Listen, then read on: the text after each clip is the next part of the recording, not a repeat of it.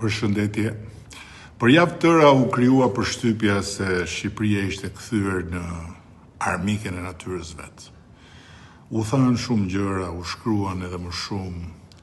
U ndan miliona imazhe, akuza, gjykime dhe bindje të cekta. Dhe për një çast u duk se zhurma triumfoi mbi realitetin. Por realiteti flet.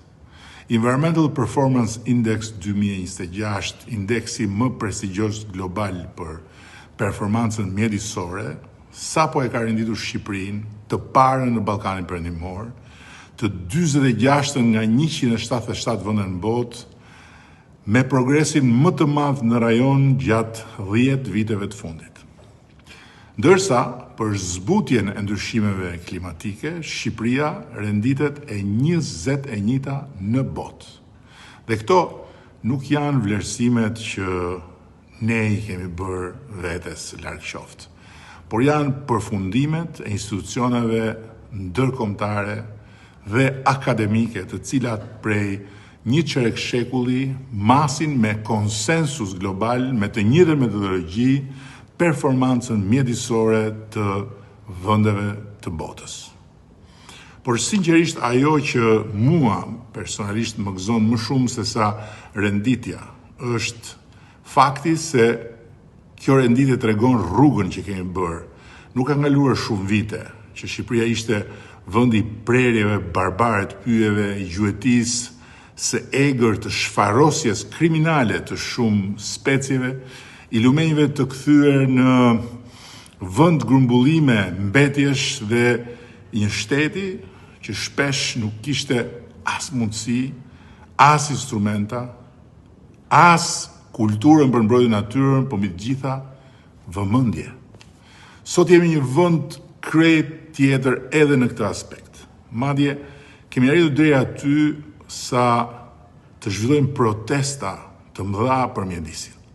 Dhe kjo pavarësisht çdo egzagerimi, manipulimi apo instrumentalizimi politik që ju bashngjit atyre protestave është në vetvete një arritje e madhe e shoqërisë. Sepse prania e aq shumë njerëzve që shqetësohen për flamingot, për lagunat, për pyjet apo për biodiversitetin tregon se bashkë me Shqipërinë që ka ndryshuar, edhe shoqëria shqiptare ka ndryshuar. Kjo është fitore qytetërimi. Një shoqëri që debaton për natyrën është shumë më përpara se një shoqëri që e sheh në heshtje shkatrimin e saj, siç ishte shoqëria e deri para 10 vjetër. Prandaj, unë nuk kam parë kur armiq tek ata që duan sinqerisht natyrën, edhe kur nuk ndaj të njëjtin mendim me ta, përkundrazi. Ata më kujtojnë dhe duhet na kujtojnë se zhvillimi nuk mund të jetë kurrë një justifikim për të harruar atë që na është besuar nga e shkuara dhe që duhet t'u dorëzojmë më të mirë brezave që i përkasin të ardhmes. A do thotë kjo se ne kemi bërë gjithçka si duhet përderisa indeksi na ngre kaq lart? Sigurisht që jo. Sigurisht që jo, sepse kush punon gabon, kush ndërton bën edhe zgjedhje të vështira, e ndërto edhe zgjedhje të gabuara. Kush qeveris nuk mund pretendoj se ka gjithmonë të drejtë e jo më të ketë gjithmonë të drejtë. Edhe ne kemi gabuar, edhe ne kemi shumë për të mësuar, edhe ne kemi ende shumë për të përmirësuar.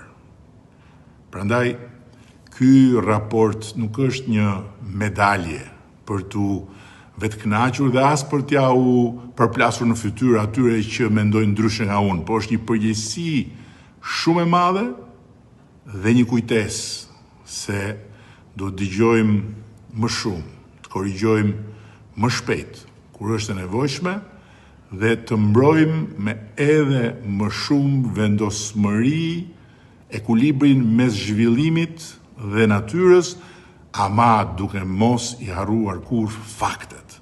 Sepse Shqipëria Europiane nuk ndërtohet, as duke zgjedhur mes ekonomisë dhe mjedisit dhe as duke zgjedhur me zhurmës dhe fakteve. Ajo ndërtohet duke i bërë të ecin së bashku ekonomia, mjedisi dhe faktet. Dhe nëse sot bota na thot se kemi bërë një rrugë kaq të gjatë për mirë, përgjigjja e mençur nuk është thjesht krenaria për rrugën e bërë, po është përullësia për të pranuar se kemi ende një rrugë të gjatë për të bërë dhe po ashtu vendosmëria për ta bërë atë edhe shumë më mirë.